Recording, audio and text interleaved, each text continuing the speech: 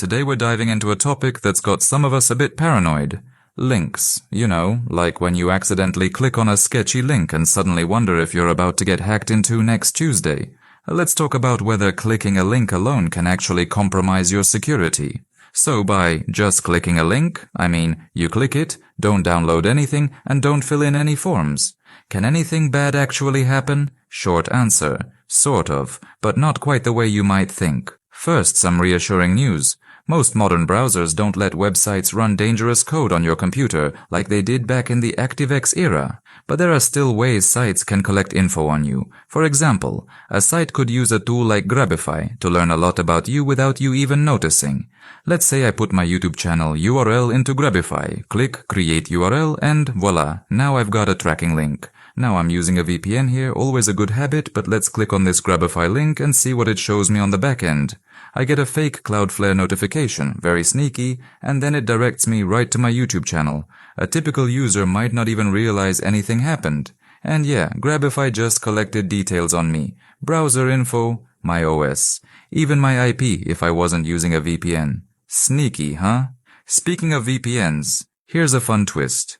Even if you're using one, Grabify can still grab other details like your browser, OS, and sometimes even things like your battery level on mobile. If you're looking for serious privacy, there's a cool option called the Malware browser. It's free, works with any VPN, and doesn't spill nearly as much info to websites as most browsers do. It's basically Tor browser without the Tor network. To be extra sneaky, Malware uses weird window sizes and other tricks to make it harder to fingerprint.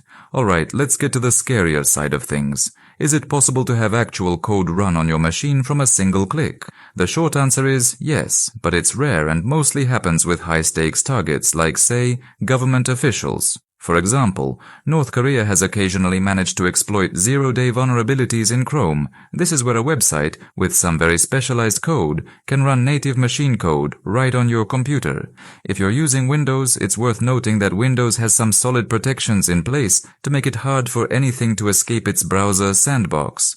Mac's integrity protection is even stronger, and Linux, well, unless you're manually setting up Linux or AppArmor profiles, and let's be real, most users aren't.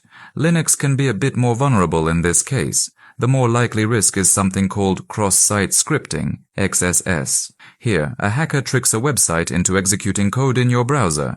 For example, if Google had a vulnerability, I could potentially send you a Google link that extracts your Google session, allowing me to hijack your account. Luckily, most big sites are good at preventing XSS attacks, and even if you're worried, simply using incognito mode or a secure browser like Tor will add an extra layer of protection. Generally, clicking a link alone is more about privacy invasion, like tracking and fingerprinting, than outright hacking. If you're really cautious, use a VPN to mask your IP and maybe an incognito window to prevent XSS. For the extreme cases, consider using a privacy-focused browser or even a virtual machine for untrusted sites.